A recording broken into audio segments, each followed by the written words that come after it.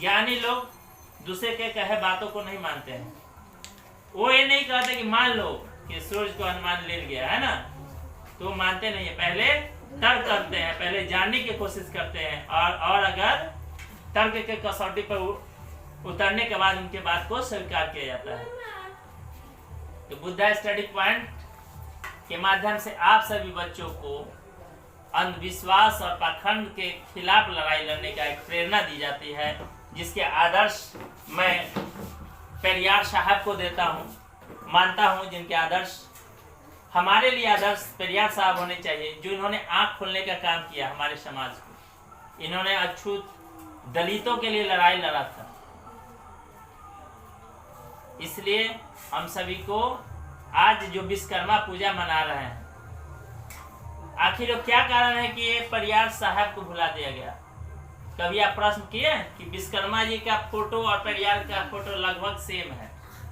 इसलिए सेम है कि अगर पेरियार का जो प्रश्न था, अगर उस प्रश्न पे पूरे देश में चर्चा हर रोज होने लगे तो ईश्वर का अस्तित्व समाप्त हो जाएगा।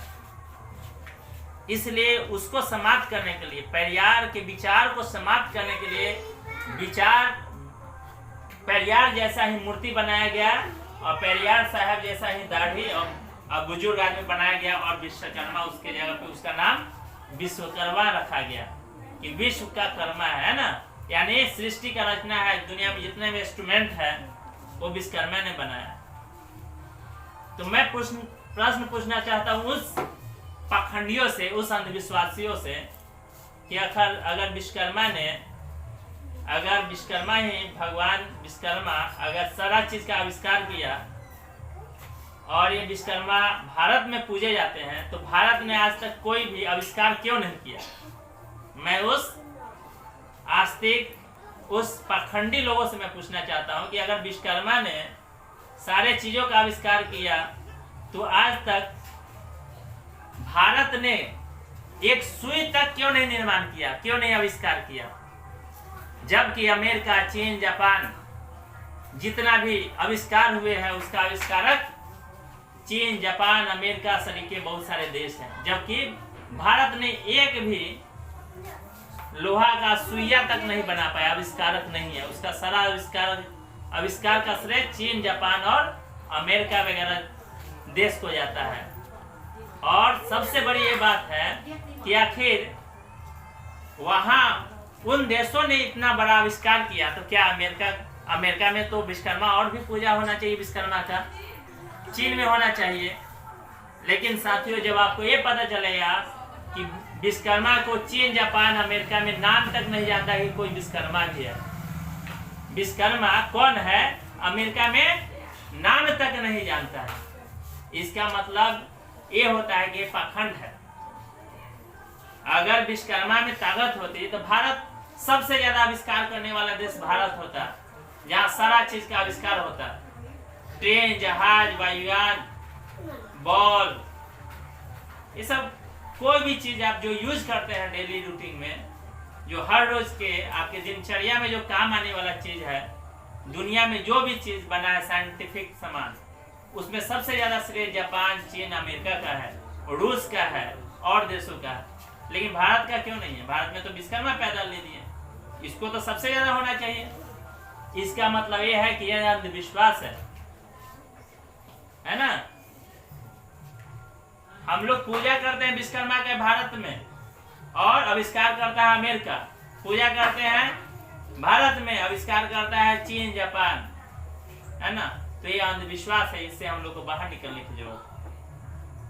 मान लो आज यहाँ इस गांव में जो लोग विश्वकर्मा पूजा किए हैं, अगर उनको मान लो कलकत्ता में है विश्वकर्मा जी, उनको यहाँ आना होगा तो क्या चीज से आएंगे? विश्वकर्मा जी का सवारी क्या है? हाथी है ना। क्या हाथी एक दिन में कलकत्ता से बिहार में आ जाएंगे? आ सकते हैं? तो इतना गधा लोग जो विश्वकर्मा को स्थापित भी किया, नकली विश्वकर्मा को, वो तो सोचना चाहिए कि इसको हवाई जहाज दे दे कि जल्दी जल्दी पहुंच जाएगा, सब भक्त के पास पहुंच जाएगा। किसी भक्त के पास नहीं पहुंचा है ना। वो तो अगर मुजफ्फरपुर से 10-20 किलोमीटर अगर हमारे गांव में आना हो तो उसको 5 दिन लग जाएगा, हाथी को 2 दिन लग जाएगा। अब सोचे कलकत्ता से आएगा तो पिछले साल चलेगा तो इस साल दर्शन देंगे, है ना। इसका मतलब ये क्या है, अंधविश्वास है। इससे बाहर निकलने की जरूरत है आप सभी को, क्योंकि आप बुद्धा स्टडी पॉइंट के बच्चे हैं। आप लोग को अंधविश्वास मुक्त बनना है, इस देश को अंधविश्वास मुक्त बनाना है, ताकि हमारा अगला पीढ़ी जो है सच बोलने की क्षमता रखे, इंसानियत की बात करे। धर्म की बात हो लेकिन वह हमारा धर्म हो इंसानियत, न कि पाखंड, जय श्री राम बोल के किसी का हत्या कर दे, ऐसा कोई इंसानियत नहीं होना चाहिए। और इस प्रकार आप सभी आज से वादा कीजिए कि हम लोग अपने जीवन में किसी चीज को मानेंगे नहीं, पहले जानने की कोशिश करेंगे, और पहले जानेंगे तब उसको मानेंगे। इसी बातों के साथ मैं अपना वाणी को विराम देता हूं। जय भारत, जय संविधान, जय